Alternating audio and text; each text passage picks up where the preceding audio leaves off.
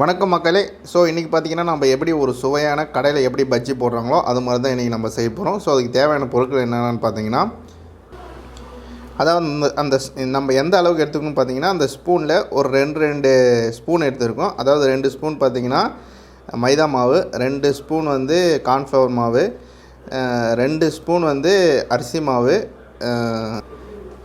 2 spoon வந்து கடலை மாவு எடுத்து வச்சுருக்கோம். ஸோ இது பார்த்திங்கன்னா ஒரு நார்மலாக ஒரு 10லேருந்து 15 பஜ்ஜி செய்கிறதுக்கான அளவுக்கு தான் நம்ம எடுத்துருக்கோம். இன்னும் அதிகமாக தேவைப்பட்டுச்சுன்னா நீங்கள் இதை இன்னும் ஒரு 10 ஸ்பூன் சேர்த்துக்கலாம். அப்புறம் பார்த்திங்கன்னா நம்மளுக்கு ஒரு வாழைக்காய் எடுத்து வச்சுருக்கோம். அப்புறம் காரத்துக்கு மிளகாத்தூள் எடுத்து வச்சுருக்கோம், இல்லை காரப்பொடி. அப்புறம் தேவையான அளவு மஞ்சாத்தூள் கலருக்கு. ஸோ தேவையான அளவு உப்பு சேர்த்துக்கலாம்.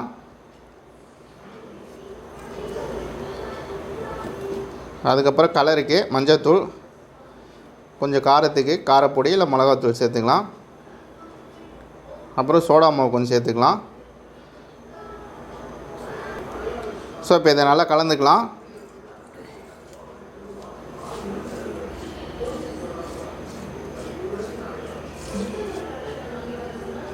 ஸோ அப்புறம் தேவையான அளவு தண்ணி ஊற்றி நல்லா நம்மளுக்கு பஜ்ஜி போடுற பதத்துக்கு நம்ம நல்லா தண்ணி சேர்த்து நல்லா பிசைஞ்சு எடுத்துக்கணும்.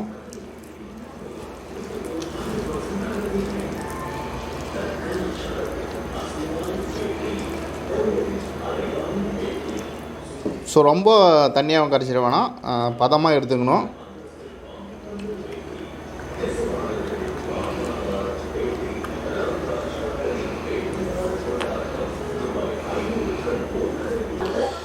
ஸோ இப்போ நல்லா மாவு நல்லா பதமாக நம்ம கரைச்சி வச்சுக்கிட்டோம்.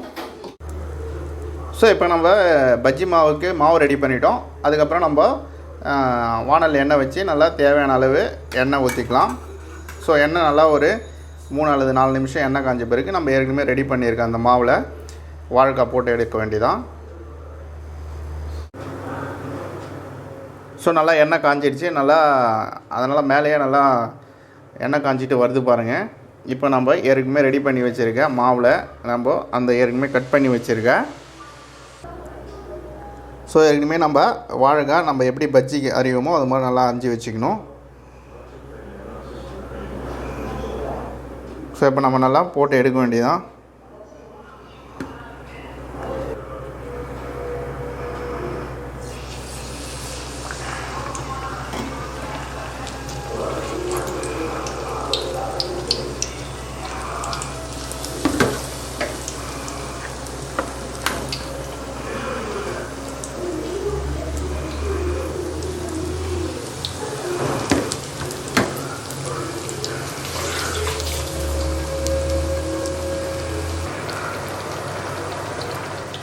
ஸோ நல்லா பஜ்ஜி நல்லா சிவந்து வந்துடுச்சு.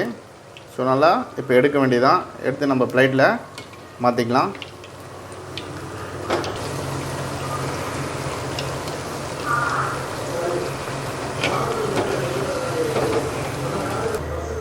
ஸோ நல்லா ஈவினிங் டைமில் நம்ம கடையில் எப்படி நம்மளுக்கு வாங்கி சாப்பிடுமோ அதே மாதிரி நல்லா வீட்லேயும் நம்ம இதை மாதிரி ரெடி பண்ணிக்கலாம். ஸோ இதை நம்ம ஒரு தட்டுக்கு மாற்றிக்கலாம்.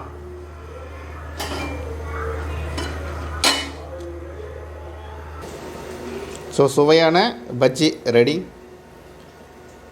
ஸோ மறக்காமல் இந்த வீடியோக்கு ஒரு லைக் பண்ணுறேங்க நண்பர்களே. ஸோ மீண்டும் ஒரு வீடியோவில் சந்திப்போம். நன்றி, வணக்கம்.